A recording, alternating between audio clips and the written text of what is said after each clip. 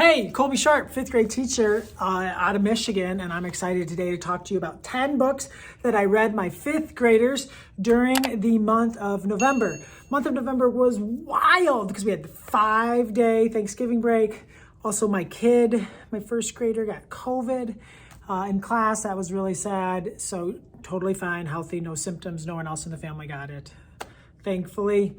But it just made for a weird and wild month of teaching and being home in quarantine with my kid. And anyways, I do have some books that I want to share with you. I think I actually have 9. I might only have 9 books that I read my kids. I don't know. And maybe one I read last month. Doing my best. But this book I know I read this month. This is A School by Mr. Shu and Veronica Miller Jameson. It is so much fun. I love school and I love what it means to be part of a school and what it means to be in a school.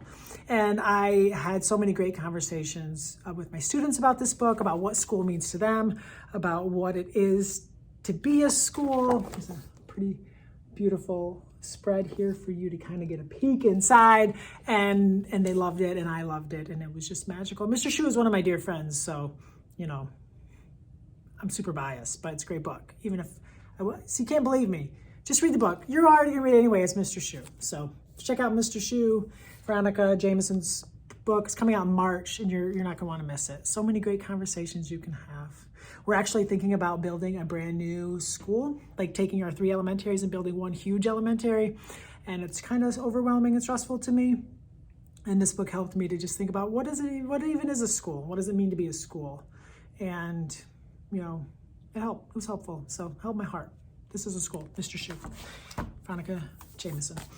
Everybody in the Red Brick Building by Anne and Oge. Oge Moore, probably, I don't know if she's my favorite illustrator. I'm not supposed to have favorites, but just like her art, I have to look at. I just have to see it. So I read this book to my students, and we just talked about it, and we just celebrated the beauty in the art. It's just so gorgeous. It's just so beautiful. Everything she makes is beautiful, and I just don't even know. It's like, I don't think that I'm a great artist. I don't say that in school because that's not helpful. But like, I can draw like things, a little bit. But like when I see the work that she does, I'm like, how in the world could anyone do that? And I'm just so much respect for that. So everybody in the Red Brick Building, you should read it. It's awesome. I'll put a list of all of the books down in the description because that's helpful. So I'll do that. I'll put it down in the description below so you can check that out. A Big Moon Cake for Little Star by Grace Lynn. If you haven't read this book, you're missing out. I think I want to call the cat honor. It's just beautiful, and it's about a girl who makes a moon cake with her mom, and then the moon goes up in the sky, and every night she goes and takes a little nibble. She walks away. And then eventually, the phases of the moon and all that, but it's a beautiful book. My kids loved it. 5th graders, they loved it. They love this kind of stuff. They love picture books. Every day we end with a picture book. Classroom Book a Day. Jillian doing some amazing work there. Check out that hashtag Classroom Book a Day. If you've read this book to kids, it's just so much fun to be. I should take this book home, putting it in my backpack. Gonna read it to my own children tonight. Haha.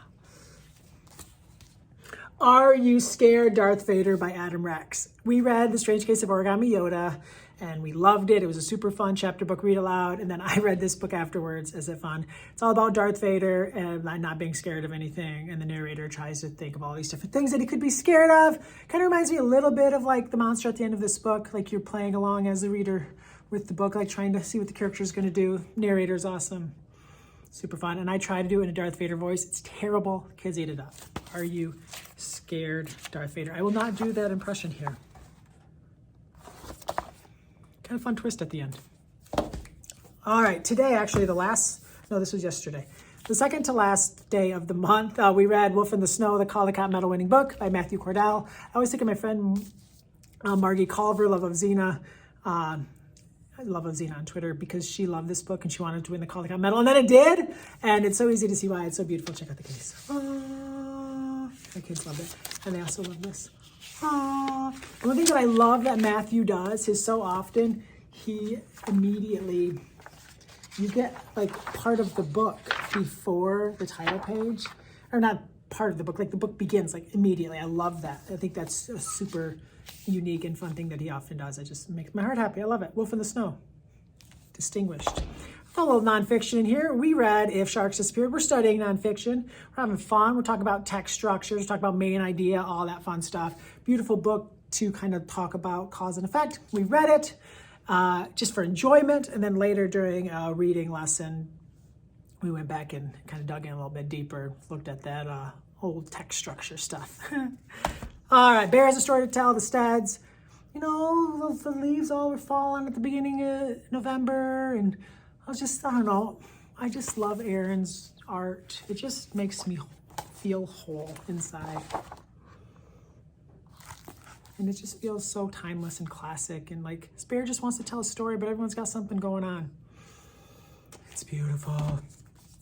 My kids loved Interrupting Chicken by David Ezra Stein, and a new one is out, Interrupting Chicken Cookies for Breakfast. So of course I had to read it, and read it with all the excitement and joy and passion that I read the first one with, and they loved it just as much. It's so fun when you get to the point of the year where you have like reading memories together with your class, and like you've been on this journey as readers together, and then like you pull up a book and you show it, and like everyone has like this collective community together through that. And I don't know if anything like books can do that. I used to think like sports, like being part of a team did that, but it's nothing like books. Interrupting Chicken Cookies for Breakfast. The Ramble Shambles Children. I loved reading this book aloud to the kids by Christina Soon-Tornvat and Lauren Castillo, two-time Newbery Honor-winning author Christina Soon-Tornvat, Caldecott Honor-winning author Lauren Castillo. It's a beautiful book. I think I read it in November, but there's a chance that I read it in September or October. That's the type of year it is. So I just want to talk about it, and I love these kids, and like you will love them too. It's like there's just like these kids who like live alone, and it just is totally fine. And like they just have all roles, and they do all this fun stuff. And then there's this kid who's always playing in the mud. And I love that Lauren dedicated the book for the 5 little sharps and their awesome parents. I'm one of those awesome parents. So thanks. If you haven't read this book, it's just beautiful. It's just magical, and it's a wonderful, wonderful book to read aloud and share with kids. I would say I should take this home and read it to kids, but I already have one, and I know I'm going to have to read the book that they want me to read, one of those Who Would Win books. And we've read this one a bunch of times at home. And then finally, we ended our month with Love by Matt De La Pena and Lauren Long. I don't know about the kids in your life, but I just feel like my kids have been through some stuff. And it's just like always something like sad or hard happening in their lives or one of their lives. And I just wanted them to know that there's just love all around them, and love looks all different ways, and that we're here for them. And so I read them this book, and it was a beautiful way to end the month. This is my favorite picture from this book.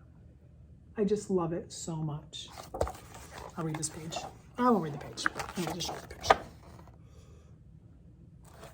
So those are the 10 picture books that I read this month. If you made it to the end, thank you. It means a lot. And if you would let me know in the comments what you are reading your students, because I've read my kids like 50 books already this year, and always looking for new suggestions. So that's it. Thank you so much for tuning in. My name is Colby Sharp. I hope you have an awesome, fantastic day.